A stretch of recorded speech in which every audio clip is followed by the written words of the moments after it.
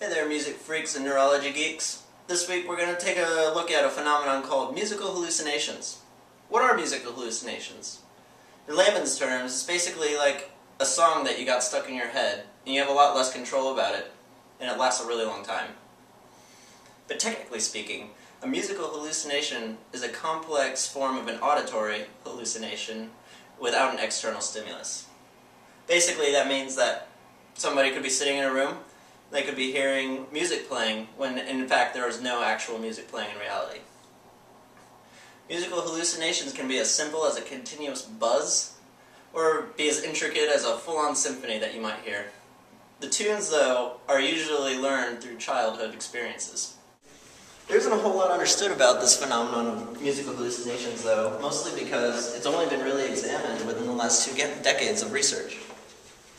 However, there are a few historical examples, such as the Romantic composer of Robert Schumann or the modernist composer Dmitri Dmitrievich Shostakovich, both of which are accounted for hearing musical hallucinations or music occurring with an outside source. Schumann, even in an account, even said that he wrote much of his music coming from his hallucinations. Let's go take a closer look.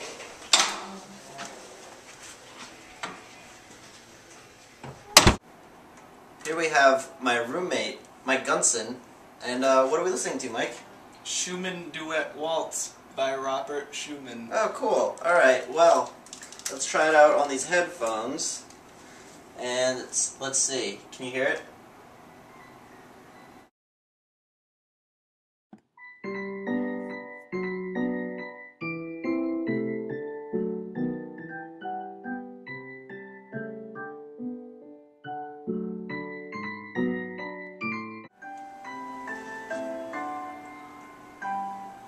What's wrong, Mike? I'm hearing music all the time. That's what it's like to have musical hallucinations. Strangely, because of this lack of stimulus that can be heard by the ear, people with acquired deafness or tinnitus, a hearing disorder in which a prominent buzzing can be heard, are known to suffer from musical hallucinations. This lack of stimulus business is explained by the release theorem, which states that the ear needs a minimum amount of stimulus in order to perceive sounds as a reality. As a result, people with acquired deafness and who suffer from musical hallucinations are typically older people. Musical hallucinations do not normally occur in the general population, though.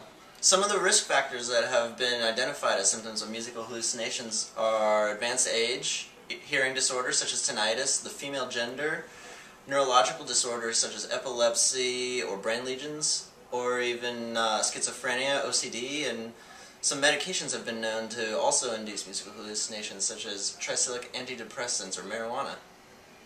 Neurologically speaking, musical hallucinations have been shown to activate different parts of the brain which deal with one sense of reality. In this sample we have of a schizophrenic brain, these parts were shown as activated during a musical hallucination. We have the striatum, the right orbital frontal cortex, and the inferior frontal gyri, all of which are in the front part of the brain, except for the striatum, which is in the middle part. Musical hallucinations are a rare phenomenon, and we're learning more and more about this medical mystery through recent research. Well, now that you know a little bit about music hallucinations, you can finally rest easy if you can't get that last Billy Joel song out of your head. It's probably not a music hallucination. But if you want to know more about the brain, neurology, and music, you should check out the external links I put below, and see you later.